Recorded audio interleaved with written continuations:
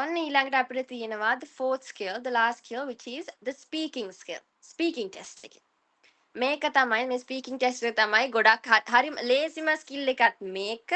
ගොඩක් අයට පැටලෙන්නේ වැරදෙන්නේත් මේ ස්කිල් එක තමයි. මොකද මේක කතා කරන්න ගියාම ගොඩක් අය නර්වස් වෙනවා. I think ඉංග්‍රීසි වලින් කතා කරන්න ගියාම ඒක ගොඩක් අය නෙමෙයි සමහර කට්ටිය ටිකක් නර්වස් වෙනවා. මොකද මෙයා මං ඇයි කියලා කියන්න ගොඩක් අය නර්වස් වෙන හේතුව. Speaking wala you have three parts and you have only like 14 minutes මේක හරිය පොඩි වෙලාවයි තියෙන 11 to 14 minutes මේ වෙලාව අතර තමයි අර පොඩක් වෙනස් වෙන්නේ හැබැයි 40 minutes exceed වෙන්නේ නැහැ ගොඩක් වෙලාවට. So the first part is an interview style where you will talk about yourself in relation to everyday topics. It takes around 4 to 5 minutes. Then the second part is a task card. Sorry.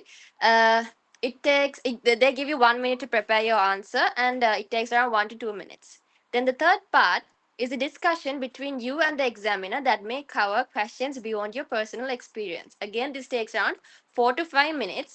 So in total, make 11 minutes and 14 minutes. අතර තමයි මේ වෙලාව වෙන් වෙන්නේ. හරිද? දැන් ඇයි මං කිව්වේ මේක ගොඩක් අයට මේක පැටලෙන්නේ ඇයි? මෙතන වැරදින්නේ ඇයි මේකේ? මොකද දැන් වෙලාව සීමිතයි. වෙලාව limited.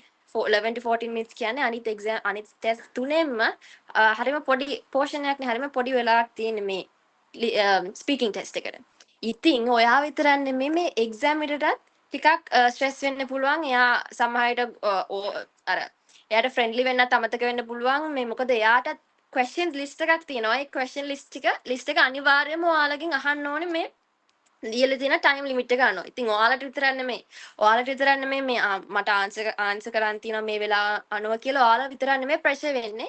exam එකත් අනිත් පැත්තෙන් එයාත් pressure වෙනවා. එයා මේ ප්‍රශ්න හැම එකක්ම අහන්න ඕනේ. ඔයාගෙන් මේ දීලා තියෙන time එක අනුව time limit එක අනුව එයාත් අහන්න ඕනේ. ඒ හින්දා එයා සමහර විට පෙලක් වෙලාවට ඒ exam එක අනුව එයා ගොඩක් අර පොඩක් ෆ්‍රෙන්ඩ්ලි නෙමෙයි එයා ටිකක් නර්වස් ගතිය ඔයාලට නිකන් එක නිකන් තරහින් ඉන්නවා හරි ඒ වගේ විදිහකට පේන්න පුළුවන්. ඒ හින්දා අර ගොඩක් අර එතන ස්පීකර් ගොඩක් වෙලාවට නර්වස් වෙනවා. ඔයාලට දීලා තියෙන අහන ප්‍රශ්නෙට හොඳට හිතලා බලලා වැඩි වෙලාවක් ගන්න නැතුව හොඳට කල්පනා කරලා උත්තර දෙන්න තියෙන්නේ. ඉතින් මේක තමයි this is everything you need to know about the IELTS exam. If you have any questions you can ask me. Drop a text or in the chat box.